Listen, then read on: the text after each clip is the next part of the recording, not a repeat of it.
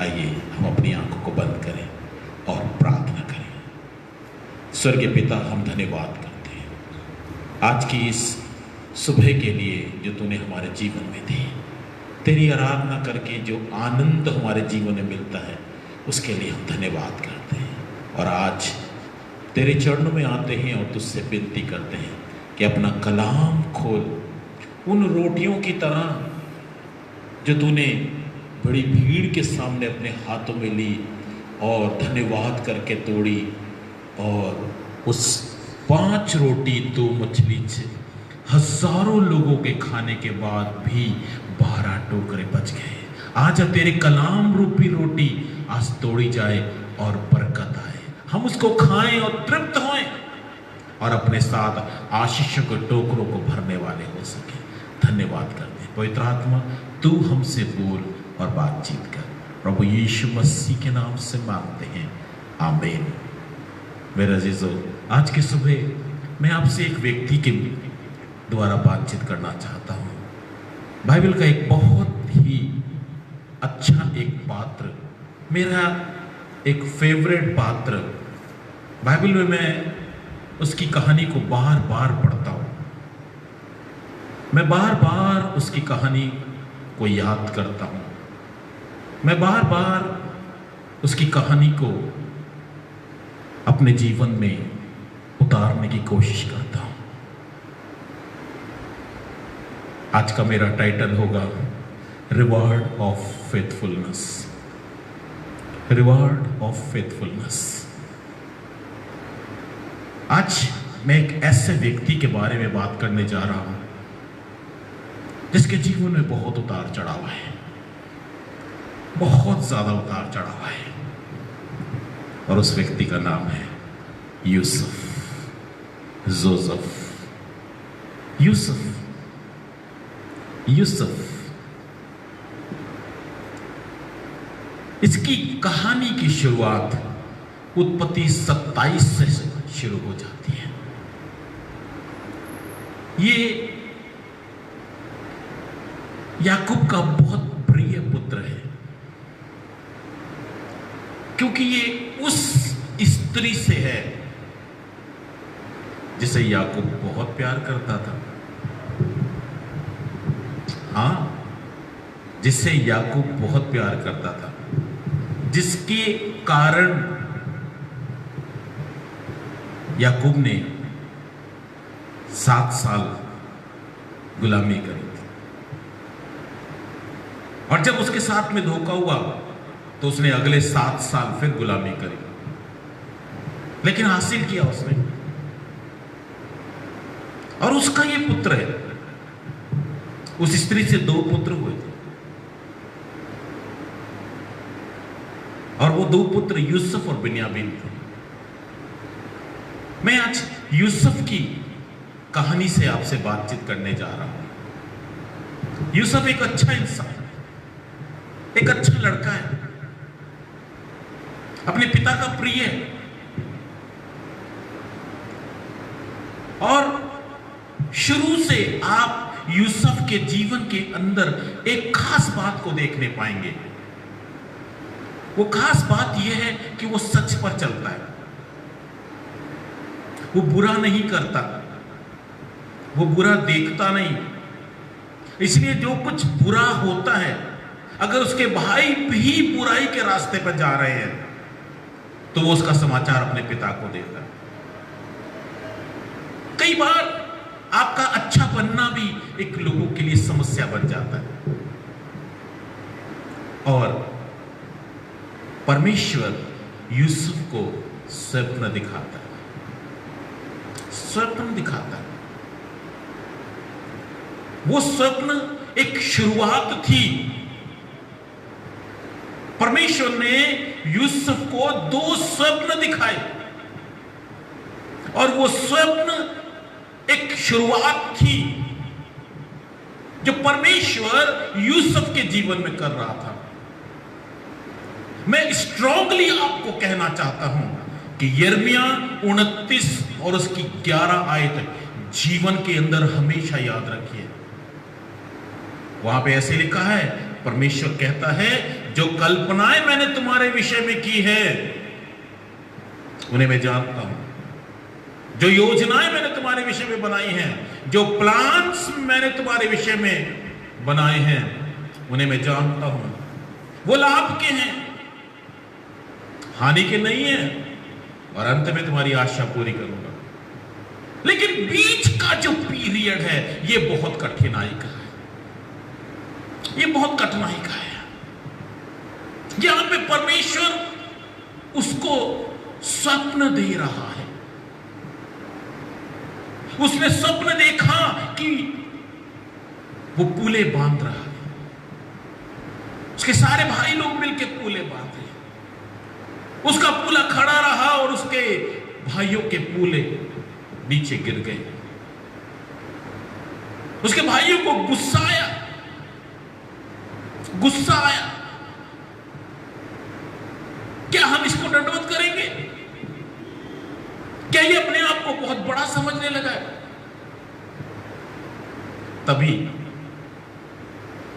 तभी उसने दूसरा एक और सपना देख लिया। दूसरा एक और सपना देख लिया, और वो सपना था कि चांद, तारे और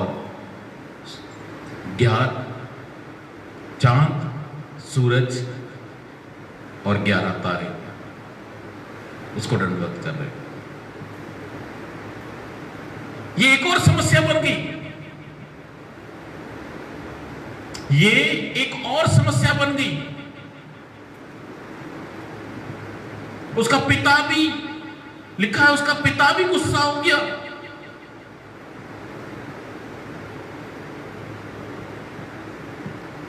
उत्पत्ति 37 अध्याय से ये सारी कहानी की शुरुआत होती है। आज मैं चाहूंगा कि आप अगर बाइबल मेरे साथ निकाल लें, जैसे जैसे मैं आगे जाऊंगा मैं इसको आपकी कुछ कुछ हिस्से आपके सामने बताता रहूंगा। यहां पे 2 सपनों का जिक्र किया गया और 11 आयत में लिखा है 37 अध्याय की, उसके भाई उससे डाह करते थे। ये डाह का कारण बन गया, पर उसके पिता ने उस वचन को स्मरण रखा। याकूब ने स्मरण रखा। क्यों? क्योंकि अगर खुदा ने कुछ कहा है कोई मतलब है। याकूब जानता था कि जब परमेश्वर कोई बात करता है तो उसका मतलब होता है। आज मैं आपसे यही बात बताना चाहता हूं, अगर आपके जीवन में परमेश्वर कुछ कहता है तो हमेशा विश्वास करना सीखें, फेथफुल बनना सीखें। हां, बीच में बहुत समस्याएं आ सकती हैं, हां कष्टों का दौर भी आ सकता है, हां निराशाएं आ सकती हैं, हां तकलीफें आ सकती हैं, हां आपको ऐसा लगने लग जाएगा कि सब कुछ खत्म हो गया है। लेकिन फेथफुल बने रहिए, विश्वास योग्य बने रहिए, विश्वास योग्य बने रहिए। यूसुफ उन हालातों में बढ़ रहा है, उन हालातों में बढ़ रहा है। उसके पिता ने उसको एक अंगरखा सिलवा के दिया है, एक अच्छा कोट सिलवा के दिया है। ये कोट और मुसीबत का कारण बन गया और भाई लोग और गुस्सा हो गए।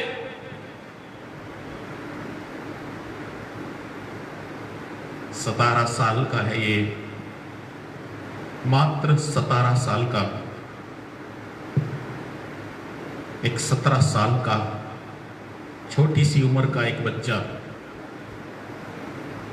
आप आगे 37 अध्याय में जब 12 आयत से आगे आएंगे आप वहां पढ़ेंगे, यह तो अपने भाइयों का कुशल पूछने आया था ये तो अपने भाइयों के लिए भोजन लेके आया था, ये तो अपने भाइयों का हालचाल पता करने आया था। लेकिन इसके भाइयों ने दूर से देख के कहा, वो देखो स्वप्न देखने वाला आ रहा है, आप उसको आज मार डालें, फिर देखते हैं उसके सपनों का क्या होगा। हां, अगर परमेश्वर ने आपको कुछ कहा है करने को, परमेश्वर आपके लिए कुछ करना चाहता है, तो शैतान पूरी कोशिश करेगा कि आपके जीवन को नष्ट करे। आपके सामने परिस्थितियां ही ऐसी ऐसी आएंगी, ऐसे ऐसे हालात उत्पन्न होंगे आपके सामने, लेकिन फेथफुल बने रहना, फेथफुल बने रहिए, विश्वास योग्य बने रहिए। आज मैं बार बार इस शब्द को बोलूंगा, विश्वास योग्य बने रहिए, क्योंकि आपके फेथफुलनेस का रिवॉर्ड है, आपके विश्वास योग्यता का एक इनाम परमेश्वर ने आपके लिए रखा हुआ है। उसके भाइयों ने उसको पकड़ लिया, उसके कपड़े उतार दिए, वो कोट उसका उतार दिया गया, उसको एक गड्ढे में डाल दिया जिसमें पानी नहीं था। उसी के द्वारा लाई हुई भोजन वस्तु है, उसके भाई लोग बाहर बैठ के खा रहे थे और वो कुएं के अंदर रो रहा था।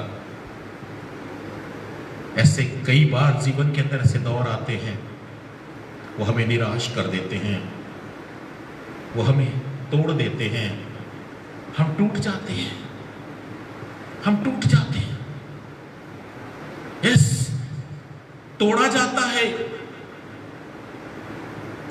और मैं आपको बताना चाहता हूं, जब परमेश्वर ने आपको अगर चुना है तो आप बार बार तोड़े जाएंगे, बार बार तोड़े जाएंगे आप। परमेश्वर बार बार हमें सिद्धता की ओर लेके जाता है, बार बार हमें तोड़ तोड़ के सिद्धता की ओर लेके जाता है। खुश मत होइए कि एक बार टूट गए, कभी खुश मत होइए, तैयार रहिए, अगली बार उससे बड़ा कुछ परमेश्वर आपके जीवन में करने वाला है। क्योंकि परमेश्वर छोटे छोटे कामों में संतुष्ट नहीं होता, परमेश्वर की योजनाएं छोटी नहीं है, परमेश्वर बड़ी योजनाओं पे काम करता है। यूसुफ कुएं के अंदर है,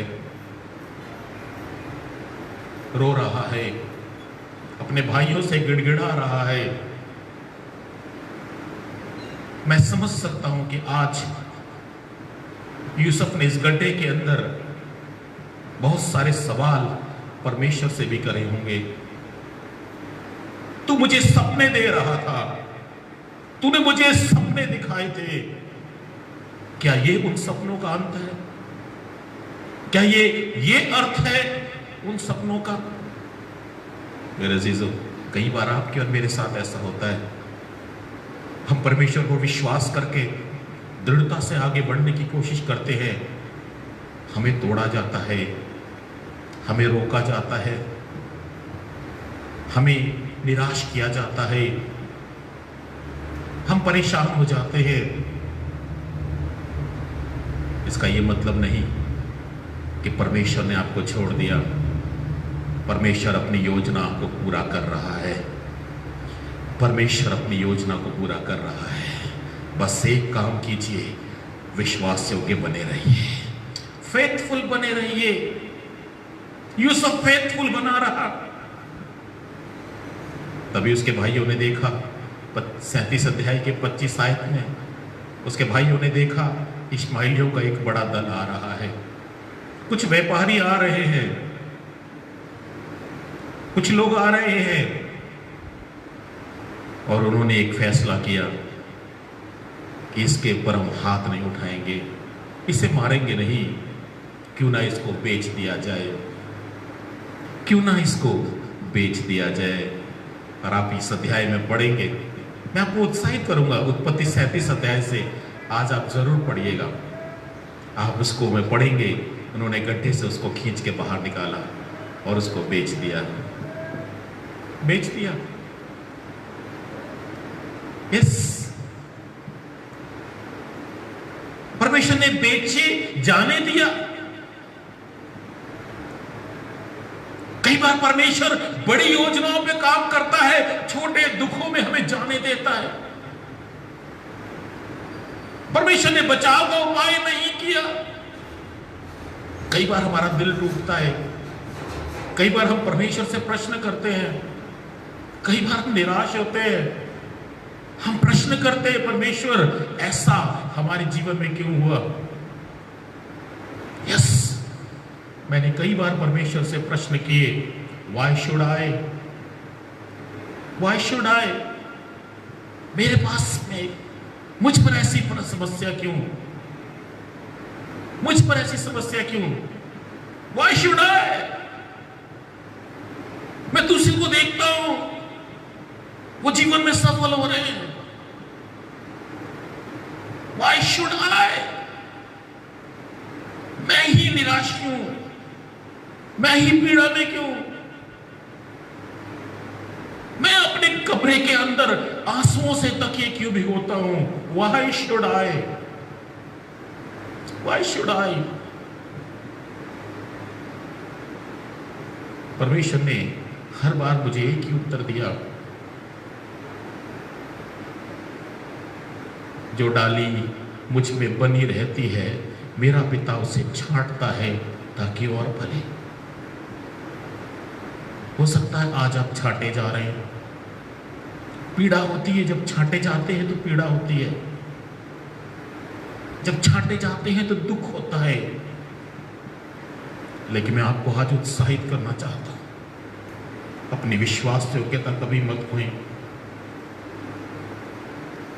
नेवर लूज योर फेथफुलनेस, कभी मत खोएं, कभी मत खोएं। यूसुफ फेथफुल बना रहा, उसको मिस्र में ले जाकर बेच दिया गया। उन्होंने आगे उसको पोतीफर 38 अध्याय यूसुफ का बयान नहीं करता, वो यहूदा और तामार का बयान करता है। अब 39 आयत में आ जाए। यूसुफ को पोतीफर नाम एक व्यक्ति के घर में बेच दिया गया, बेच दिया गया। एक 17 साल के बच्चे को उसके बाप से अलग करके उसको बेच दिया गया। अब पोतीफर के घर पे देखिए क्या हुआ। आज मैं आपके सामने इन अध्यायों से धीरे धीरे बातें करना चाहता हूं। 39 अध्याय में आप आ जाएं तो आप यहां पे पढ़ेंगे, यूसुफ मिस्र में पहुंचाया गया और पोतीफर नाम एक मिस्री ने जो फिरौन का हाकिम और अंगरक्षक का प्रधान था, उसको उसने इस्माइलियों के हाथ से खरीद लिया, उसके घर में रखा गया। पढ़िए 39 अध्याय की 3 आयत। और यूसुफ के स्वामी ने देखा कि यहोवा उसके संग रहता है और जो काम वह करता है उसको यहोवा उसके हाथ से सफल कर देता है।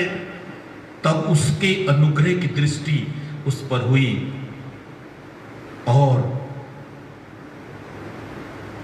वह उसकी सेवा टहल करने के लिए नियुक्त किया गया। फिर उसने उसको अपने घर का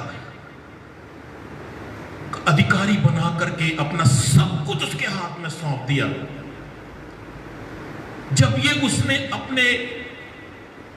जब से उसने उसको अपने घर का और अपनी सारी संपत्ति का अधिकारी बनाया, तब से यहोवा यूसुफ के कारण उस मिस्री के घर पर आशीष देने लगा।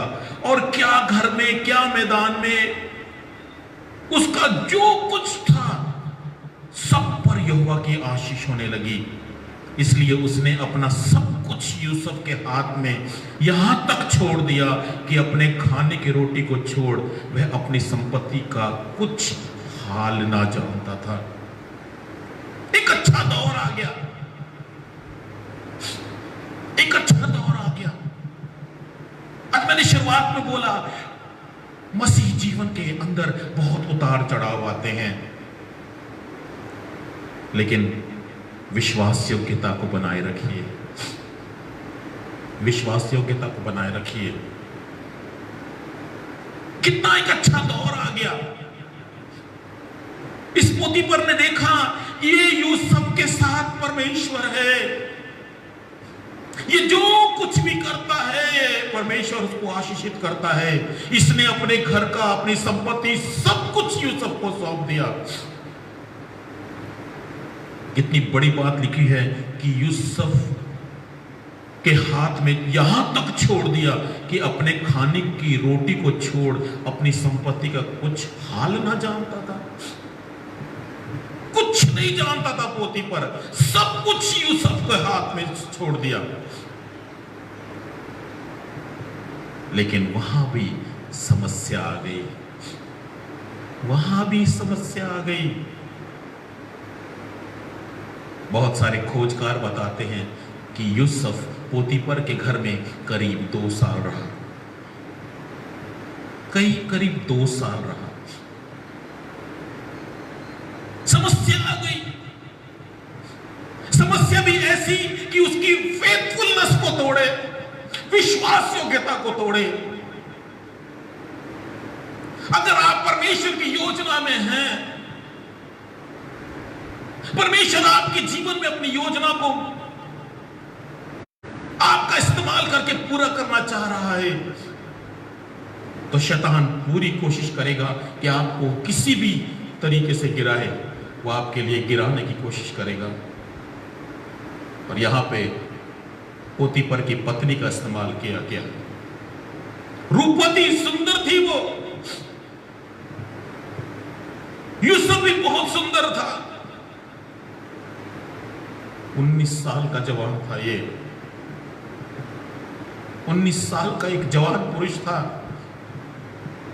उसकी पत्नी इसकी ओर आकर्षित हुई और उसने इसको कहा मेरे साथ सो। और एक बार नहीं, कई दिन तक इसके साथ में वो ऐसा ही व्यवहार करती रही, कई दिन तक। पढ़ सकते हैं आप इस अध्याय को, पढ़िएगा। कई दिन तक उसने उसको ऐसा ही किया। लेकिन यूसुफ फेथफुल बना रहा, यूसुफ फेथफुल बना रहा। वो वहां से भागा, उसकी पत्नी ने उसको पकड़ लिया, मेरे साथ सो। वो अपना कपड़ा छोड़ के वहां से भागा। उस स्त्री ने सारे नौकर इकट्ठे कर लिए। आप वहां पे पढ़ेंगे, उसने उस कपड़े को अपने पति के आने तक संभाल के रखा और अपने पति को इस प्रकार से कहा, ये इब्री दास जिसको तूने अपने घर का स्वामी तक बना दिया, ये मेरे साथ जबरदस्ती कर रहा था। मेरे अजीजों, कई बार ऐसे हालात आपके सामने आ जाते हैं, जो आपसे बहुत प्यार करते हैं, जो आपकी बहुत इज्जत करते हैं, वही आपके विरोध में खड़े हो जाते हैं। पोतीफर, इस अध्याय की शुरुआत में पढ़िए, पोतीफर कितना इससे प्यार करने लगा था। आज वही पोतीफर उसके विरोध में खड़ा हो गया। उसने यूसुफ को पकड़ के जेल में डाल दिया। मैं समझ सकता हूं यूसुफ के ऊपर क्या बीती होगी जब आपने कोई गलती नहीं करी होती है, जब आप अपनी जगह पे एक सही स्टैंड लेके खड़े होते हैं। बहुत दुख होता है, हम टूट जाते हैं। हाँ, हम टूट जाते हैं। एक तरफ तो परमेश्वर के वायदे याद आते हैं, एक तरफ परमेश्वर की वो बड़ी बड़ी योजनाएं याद आती हैं, और एक तरफ ऐसे तोड़ा जाता है। बहुत मुश्किल होता है, बहुत मुश्किल होता है ऐसे हालातों में जीना, बहुत मुश्किल होता है।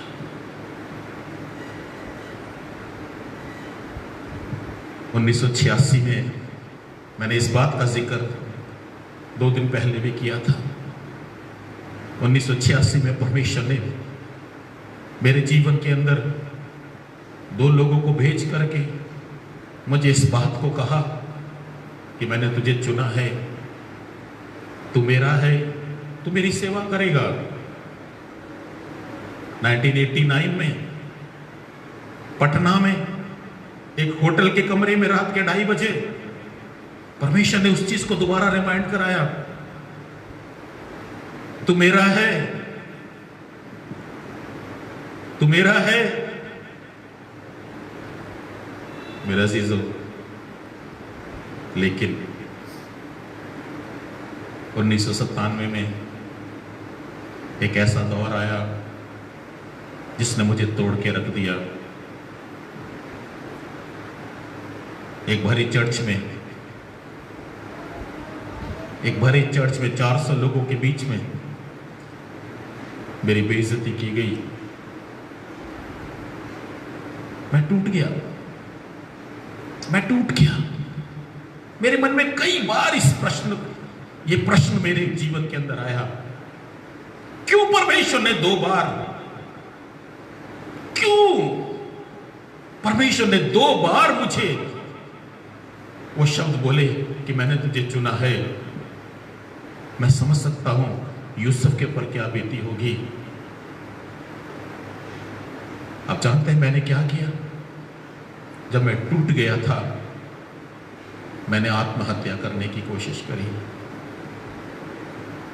यस, जब इंसान टूट जाता है, जब वो सही स्टैंड लेकर के खड़ा होता है और उसके साथ बुरा होता है, वो टूट जाता है। एक समय था मैं आत्महत्या करने जा रहा था। मैंने आत्महत्या की तैयारी कर ली थी। यस, मैंने आत्महत्या की तैयारी कर ली थी, लेकिन परमेश्वर की योजना कुछ और थी। हां, 20 गोलियां मेरे शर्ट के ऊपर की जेब में थी। मैं घर में गया था ताकि घर में जाके वो 20 की 20 गोलियां एक साथ खा के मैं अपने जीवन को समाप्त कर लूं। मैं बहुत रोया था। यस, टोटली टूट चुका था।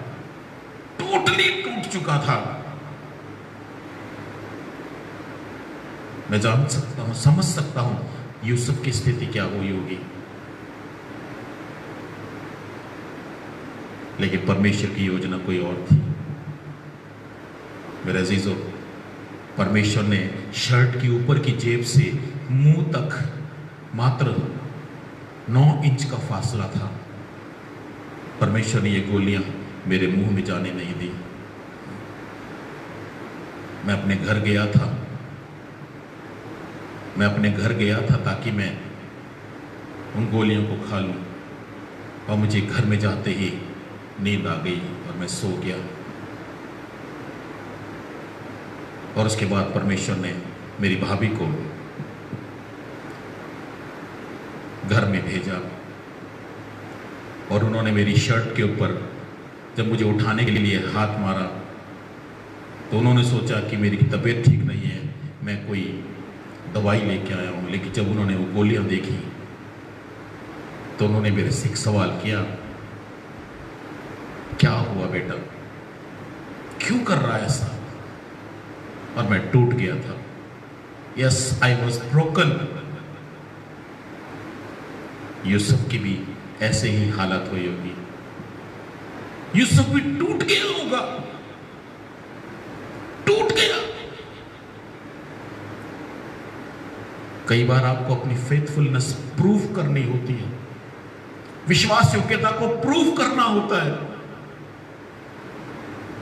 लेकिन यूसुफ अपनी विश्वास योग्यता में खरा उतरता रहा। जेल खाने में है, 2 वर्ष मोती भर के घर में रहा। अच्छी जिंदगी थी, अच्छा था सब कुछ, भोजन अच्छा मिलता था, वस्त्र अच्छे मिलते थे, हाँ, सब कुछ अच्छा था, लेकिन अब जेल में है, अब जेल में है। अब एक ही वस्त्र है जिसको लगातार पहनता है,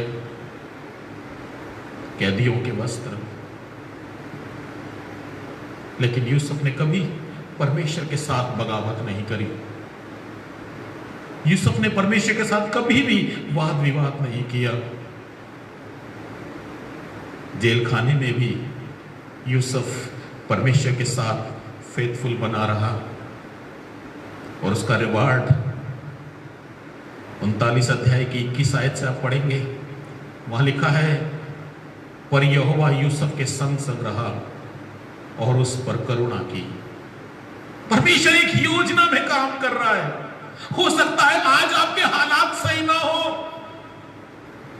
हो सकता है आज आपको ऐसा लग रहा हो कि जो कुछ आप कर रहे हैं वो सब कुछ व्यर्थ है। हो सकता है ऐसे परिस्थितियों में आप अपने जीवन के अंदर निराशा की अवस्था में पहुंच गए होंगे। मेरे अजीजों, फेथफुल बने रहिए, विश्वास योग्य बने रहिए। परमेश्वर आपके जीवन में एक बड़ी योजना के ऊपर काम कर रहा है। एक बड़ी योजना पे परमेश्वर आपके जीवन में काम कर रहा है। उसने आपको छोड़ा नहीं है, उसने आपको छोड़ा नहीं है। हाँ, वो तोड़ तोड़ के कुछ हिस्सों को समतल जरूर कर रहा है। हाँ, वो कुछ डालियों को काट काट के अपनी मर्जी के अनुसार तराश जरूर रहा है। हो सकता है कि आज आप तराशे जा रहे होंगे, हो सकता है कि आज आप तोड़े जा रहे होंगे। मुबारक होते हैं वे लोग जो तोड़े जाते हैं। याद रखिए, परमेश्वर हर एक को नहीं तोड़ता। अगर आज आप तोड़े जा रहे हैं तो आप मुबारक हैं। गर्व है ये इस बात का कि परमेश्वर आपको तोड़ रहा है। हो सकता है घर के हालात आपको तोड़ रहे हैं, हो सकता है निराशाओं ने आपको तोड़ दिया है। हाँ, हम तोड़े जाते हैं, लेकिन हमें अपनी फेथफुलनेस को बनाए रखना है, विश्वास योग्यता को बनाए रखना है। यूसुफ ने जेल में भी अपनी विश्वास योग्यता को बनाए रखा। जेल में भी परमेश्वर ने उसके हालात बदल दिए। अब जेल में उसको कैदियों के ऊपर अधिकारी ठहरा दिया। जो वहां का दरोगा था, लिखा है 39 अध्याय में 21 से आखिरी आयत तक दरोगा को कुछ भी काम देखना नहीं पड़ता था, यूसुफ सारा मेंटेन करता था। 9 साल यूसुफ ऐसे ही जेल में रह के अपनी फेथफुलनेस को दिखाता रहा, विश्वास योग्यता को दिखाता रहा। हाँ, हमें अपनी फेथफुलनेस को दिखाना है, टूटना नहीं है हमने। जरूरी नहीं है कि सारे काम हमारी मन के हिसाब से हो, जरूरी नहीं है कि सारे काम हमारी मन की इच्छाओं के अनुसार हो। परमेश्वर तोड़ता है हमें, तोड़ता है हमें। वो अपनी इच्छा के अनुसार ढालता है हमें। 9 वर्ष के बाद 2 कैदी जेल में आए। 9 वर्ष के बाद,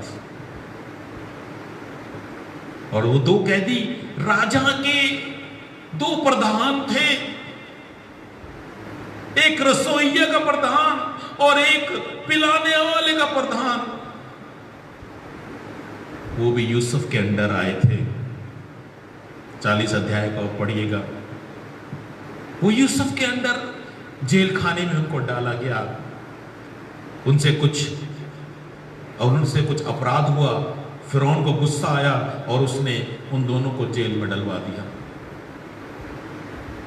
परमेश्वर की योजना देखिए, दोनों ने स्वप्न देखे, लेकिन वो दोनों उदास बैठे थे। जेल में कौन उनको अर्थ बताएगा, कौन उनको उन सपनों का अर्थ बताएगा? और आप इस अध्याय में पढ़ेंगे, यूसुफ ने उनका चेहरा उदास देखा तो उनसे पूछा कि तुम उदास क्यों हो, क्यों उदास हो? 7 आयत में लिखा है 40 अध्याय की। इसलिए उसने फिरौन के उन हाकिमों से जो उसके साथ उसके स्वामी के घर के बंदी गृह में थे पूछा, आज तुम्हारे मुंह क्यों उदास हैं, क्यों उदास हैं? उन्होंने कहा, हमने एक स्वप्न देखा है और उसका कोई फल बताने वाला नहीं। यूसुफ कहता है, क्या सपनों का फल कहना परमेश्वर का काम नहीं? मेरे अजीजों, मुझे यूसुफ के शब्द बहुत अच्छे लगते हैं।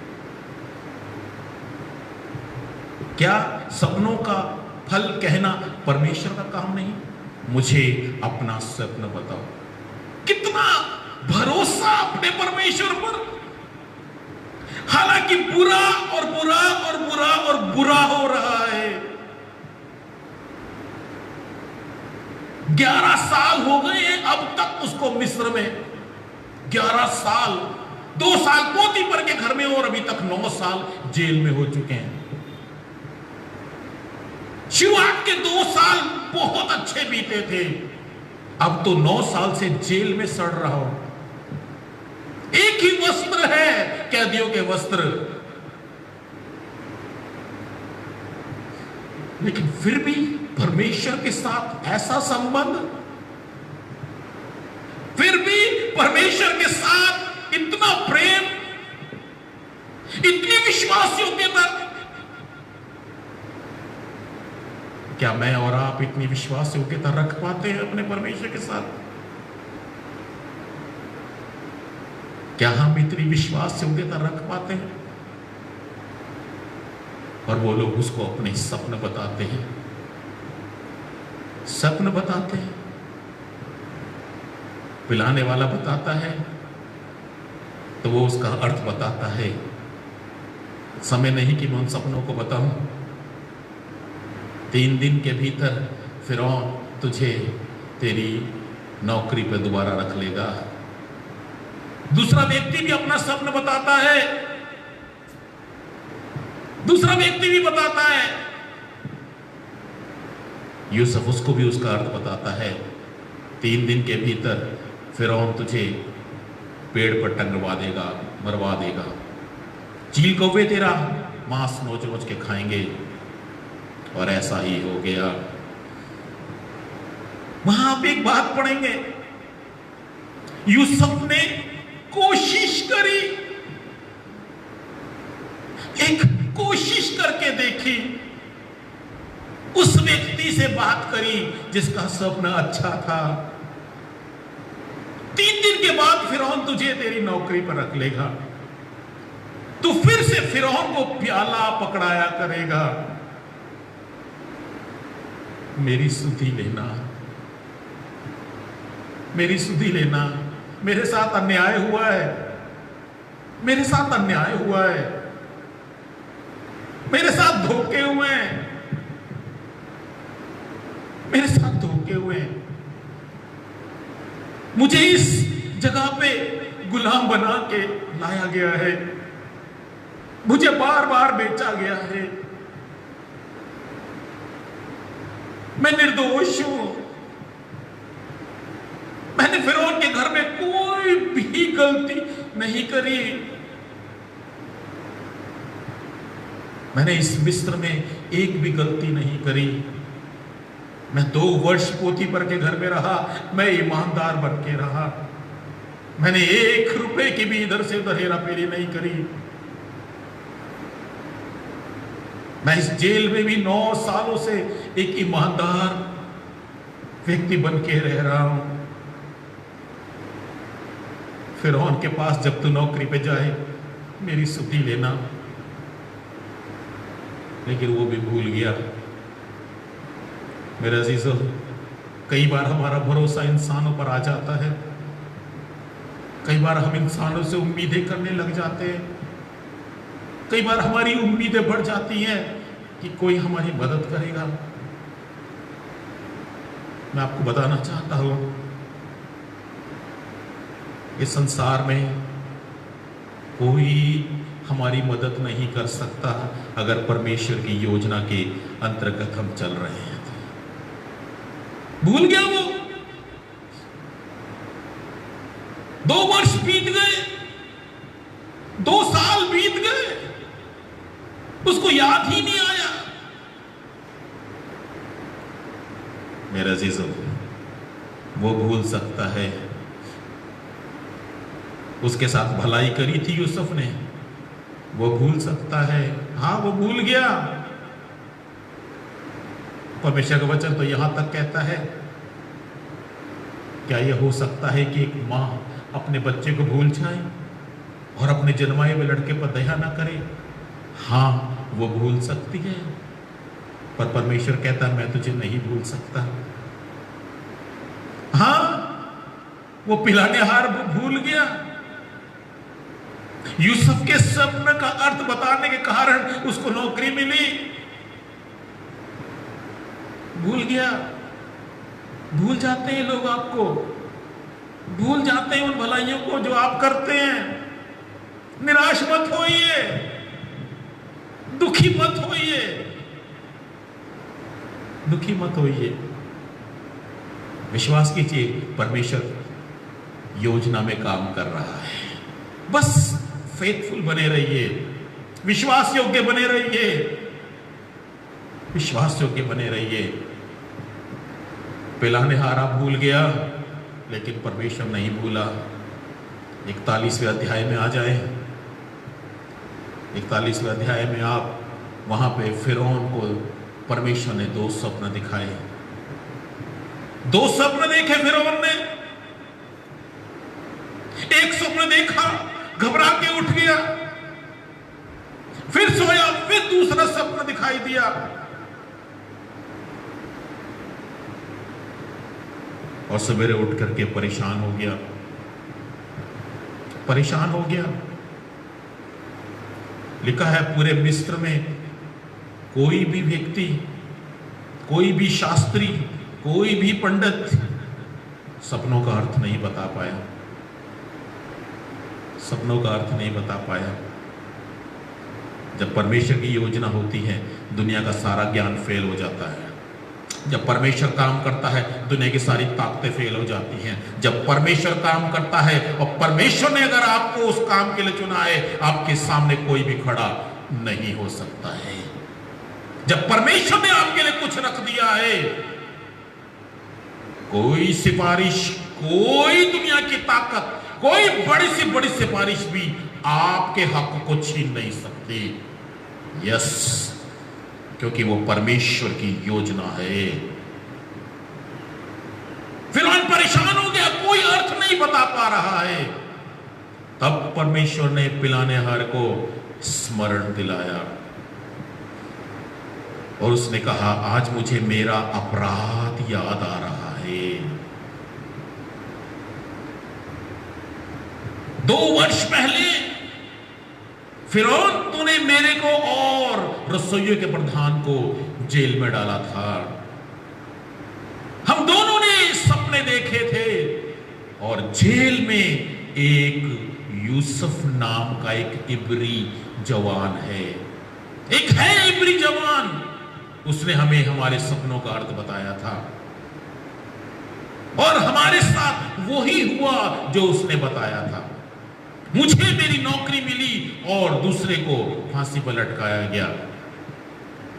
41 अध्याय की 14 आयत में लिखा है, फिर फिरौन ने यूसुफ को बुलवा भेजा और वह झटपट बंदी गृह से बाहर निकाला गया। बाल बनवाकर, वस्त्र बदलकर फिरौन के सामने आया। हो सकता है आज आपके हालात खराब हो सकता है वर्षों से आपके हालात खराब चल रहे हो, वेट कीजिए, वेट कीजिए, इंतजार कीजिए, आपकी फेथफुलनेस का रिवॉर्ड आएगा। आज 11 साल के बाद, 11 साल के बाद यूसुफ ने अच्छे कपड़े पहने हैं। 11 साल के बाद, जब वर्षों के बाद कुछ मिलता है, मैं समझ सकता हूं उसकी खुशी कितनी होती है। मैंने अपने जीवन में एक दौर मेरा जीवन का था, मैंने 12 साल तक सिर्फ हवाई चप्पल पहनी थी। 12 साल के बाद जब किसी ने मुझे पहली बार जूते दिए थे, मैं उस आनंद को आज तक नहीं भूला। 12 साल में पहली बार जब मैंने जूते पहने थे। हाँ, जब वर्षों के बाद कुछ मिलता है, उसका आनंद शब्दों में बयान नहीं किया जाता। परमेश्वर फेथफुलनेस का रिवॉर्ड देता है, वो फेथफुलनेस का रिवॉर्ड देता है, वो आपकी विश्वास योग्यता का फल देता है। यूसुफ को महल के अंदर पहुंचाया गया। 11 साल जेल में रहने के बाद आज जब बाहर निकलवाया तो सीधा महल तक पहुंचा दिया, सीधा महल तक पहुंचा दिया। मेरे अजीजों, परमेश्वर आपके जीवन में एक योजना में काम कर रहा है। अपनी फेथफुलनेस को कभी मत टूटने दीजिए, अपनी विश्वास योग्यता को कम मत होने दीजिए। फिरौन ने उससे कहा 41 अध्याय में 15 आयत में, फिरौन ने यूसुफ से कहा, मैंने एक स्वप्न देखा है और उसके फल का बताने वाला कोई नहीं, और मैंने तेरे विषय में सुना है कि तू स्वप्न सुनते ही उसका फल बता सकता है। मेरे अजीज, बड़े दुख के साथ कहना पड़ता है, आज कई बार हमें थोड़े से वरदान मिल जाते हैं, हम सेवकाई में आ जाते हैं, चंद वरदान हमें जब मिल जाते हैं, हम घमंड से फूल जाते हैं। चंद वरदानों में हम घमंड से फूल जाते हैं, और कई बार तो हम महिमा खुद लेना शुरू कर देते हैं।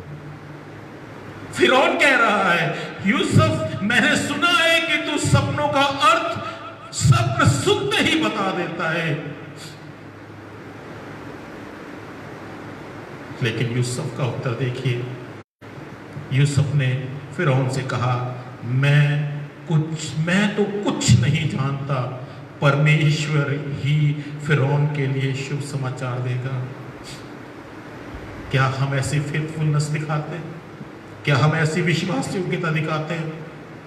या हमारे अंदर से एकदम से निकलता है, यस, मैं प्रार्थना करूंगा तो आज परमेश्वर का बड़ा काम हो जाएगा। हाँ, परमेश्वर आज मेरे द्वारा यहां पे बड़ा काम करेगा।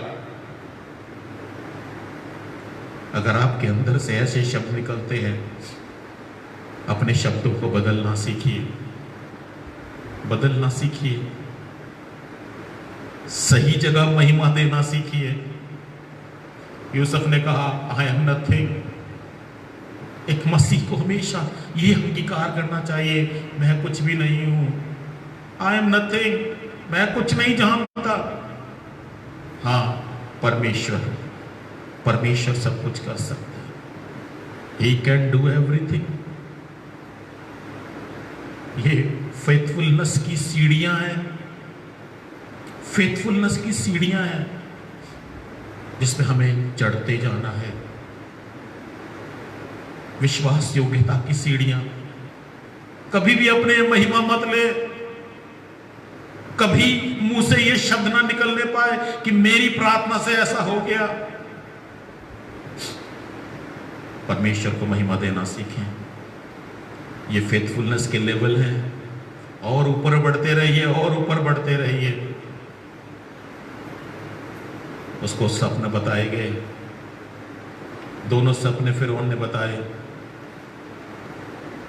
और यूसुफ ने इस प्रकार से कहा, फिरौन तेरे दोनों सपने एक जैसे हैं, और क्योंकि तुझे 2 बार सपना दिखाया गया, इसका मतलब कि यह परमेश्वर की तरफ से पक्का नियुक्त हो चुकी है यह बात कि यह होके ही रहेगी। 7 साल भरपूरी के हैं, बेइंतहा अनाज होगा, लेकिन अगले 7 साल अकाल के आएंगे। ऐसा भयंकर अकाल पड़ेगा जो आज तक नहीं हुआ। तब यूसुफ ने एक सलाह दी, एक सलाह फिरौन को दी। उसने कहा, एक व्यक्ति को, किसी बुद्धिमान पुरुष को ढूंढकर 41 आयत की 33 अध्याय की 41 अध्याय की 33 आयत में लिखा है, इसलिए अब फिरौन किसी समझदार और बुद्धिमान पुरुष को ढूंढकर उसे मिस्र देश पर प्रधानमंत्री बनाए। ऐसा कर ले, तू देश को बचा लेगा। ये वो वक्त था, परमेश्वर यूसुफ को उसकी विश्वास योग्यता का प्रतिफल देने वाला था। देखिए एक फिरौन क्या बातें कर रहा है। 37 आयत में 41 अध्याय की यह बात फिरौन और उसके कर्मचारियों को अच्छी लगी, इसलिए फिरौन ने अपने कर्मचारी से कहा, फिरौन बादशाह बोलता है, क्या हमको ऐसा पुरुष जैसा यह है और जिसमें परमेश्वर का आत्मा रहता है मिल सकता है? एक दुनियावी पुरुष पहचान गया कि इसमें परमेश्वर का आत्मा रहता है। मेरे अजीजों, क्या हम ऐसी फेथफुलनेस दिखाते हैं, ऐसी विश्वास योग्यता दिखाते हैं कि लोग हमारे जीवन में देखें, यस परमेश्वर का आत्मा इसमें रहता है। हाँ, ऐसी फेथफुलनेस, ऐसी विश्वास योग्यता। आप जानते हैं, महल में थोड़े समय पहले वो आया था, उसको बुलाया गया था, लेकिन थोड़े समय में परमेश्वर ने सारे हालात बदल दिए, सारे हालात बदल दिए। क्या हुआ? एकदम उसको प्रधानमंत्री बना दिया गया। 42 आयत में लिखा है, तब फिरौन ने अपने हाथ से अंगूठी निकालकर यूसुफ के हाथ में पहना दी और उसको बढ़िया मलमल के वस्त्र पहना दिए और उसके गले में सोने की जंजीर डाल दी और उसको अपने दूसरे रथ पर चढ़वाया और लोग उसके आगे आगे यह प्रचार करते चले कि घुटने टेक के दंडवत करो। और उसने उसको मिस्र के सारे देश के ऊपर प्रधानमंत्री ठहराया। और फिरौन ने यूसुफ से कहा, फिरौन तो मैं हूं, पर सारे मिस्र देश में तेरी आज्ञा के बिना कोई हाथ पांव नहीं हिलाएगा, कोई हाथ पांव नहीं हिलाएगा। यह रिवार्ड। और फिरौन ने यूसुफ का एक नया नाम रखा और वो है सापनत पाने, जिसका फुट नोट में आप अर्थ पाएंगे, परमेश्वर बोलता है, परमेश्वर जीवित है। मेरे अजीजों, आज मैं आपको क्या बताना चाह रहा हूं, आपकी विश्वास योग्यता का रिवार्ड परमेश्वर के पास में है। हो सकता है आज आप तोड़े जा रहे हैं, हो सकता है आज आप निराशा में हैं, हो सकता है आज आप तकलीफों में चल रहे हैं, हो सकता है आज आपको ऐसा लग रहा है सब कुछ खत्म हो रहा है, हो सकता है आज आपको ऐसा लग रहा है आपकी समस्या का कोई अंत नहीं है, हो सकता है आप ऐसा लग रहा है कि मैं अपना जीवन खत्म कर दूं, लेकिन नहीं, फेथफुलनेस में बने रहिए, विश्वास योग्यता में बने रहिए, परमेश्वर के साथ विश्वास योग्य बने रहिए। Time will come, time will come, एक दिन आने वाला है, परमेश्वर आपको उसका रिवॉर्ड देगा। और जब परमेश्वर रिवॉर्ड देता है तो उत्तम नहीं, सर्वोत्तम देता है, सर्वोत्तम देता है। आज मैं आपको उत्साहित करना चाहता हूं, कोई है जो आज टूटा हुआ है, कोई है जो जीवन में सब कुछ करने के बाद भी टूटा हुआ है, कोई है जो वर्षों के साथ ईमानदारी से साथ चलने के बावजूद भी उसके लिए कुछ अच्छा नहीं हो रहा है, कोई है जो आज ये प्रश्न कर रहा है, कब तक मैं तोड़ा जाऊंगा। कोई है जो आज रो रहा है, कोई है जो इस समय भी रो रहा है। आपके आंसू परमेश्वर देख रहा है, यस, आपके आंसू परमेश्वर देख रहा है। वो आपके लिए एक बड़ा रिवॉर्ड देने वाला है, एक बड़ा रिवॉर्ड आपके लिए बन रहा है, एक बड़ा इनाम परमेश्वर आपके लिए देने वाला है, एक बड़ा इनाम। बस एक ही काम करें, विश्वास योग्यता में बढ़ते रहें, फेथफुलनेस में बढ़ते रहें। कोई छोड़ के जा रहा है, कोई बात नहीं, निराशाएं मिल रही हैं, कोई बात नहीं, तोड़े जा रहे हैं, कोई बात नहीं, अच्छा करने के बाद भी बुरा हो रहा है, कोई बात नहीं, लोग बेइज्जती कर रहे हैं, कोई बात नहीं। फेथफुलनेस, मैं अपने परमेश्वर के साथ विश्वास योग्य बना रहूंगा। मैं अपनी फेथफुलनेस नहीं खो सकता, मैं अपनी विश्वास योग्यता नहीं खो सकता, मैं उसके लिए हर कीमत चुकाने के लिए तैयार हूं। पौलुस क्या कहता है, मेरे लिए एक मुकुट रखा हुआ है, एक मुकुट रखा हुआ है, वो मुरझाने वाला नहीं। फेथफुल बने रहिए, एक दिन वो मुकुट लेके यीशु आपके पास आएगा और कहेगा, मेरे बेटे, मेरी बेटी, ये है तेरी विश्वास योग्यता का इनाम, ये है तेरी विश्वास योग्यता का इनाम। आज यूसुफ समझ रहा है, आज वो समझ रहा है, वर्षों पहले परमेश्वर ने जो बातें करी थी, आज उनको पूरा होता हुआ देख रहा है। मेरे अजीजों, अभी बहुत कुछ है जो हम सीख सकते हैं, बहुत कुछ है, बहुत कुछ है, लेकिन हमें यहीं पे इसको खत्म करना पड़ेगा। परमेश्वर ने यूसुफ की विश्वास योग्यता का इनाम दिया, सर्वोच्च बना दिया उसको, पूरे मिस्र के अंदर सर्वोच्च बनाया उसको। फिरौन ने क्या कहा, मेरे बाद सिर्फ मैं फिरौन हूं, लेकिन मेरे बाद पूरे मिस्र में एक भी व्यक्ति तेरी आज्ञा के बिना हाथ पांव हिला नहीं सकेगा। वाह, क्या इनाम दिया परमेश्वर ने। आज आपके लिए आपकी विश्वास योग्यता का इनाम परमेश्वर ने रखा है। जब तक समय है, विश्वास योग्यता में बने रहिए। क्या कहता है खुदा का कलाम, प्राण देने तक विश्वासी बना रहे तो जीवन का ताज पाएगा। एक ताज आपके और मेरे लिए रखा है।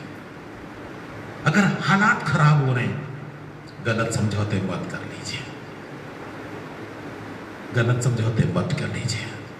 अगर यूसुफ पोतीफर की पत्नी के साथ गलत समझौता कर लेता तो आज पूरा मिस्र घुटने टेक टेक के दंडवत नहीं करता होता। और उस घुटने टेकने वालों के बीच में पोतीफर की पत्नी भी है,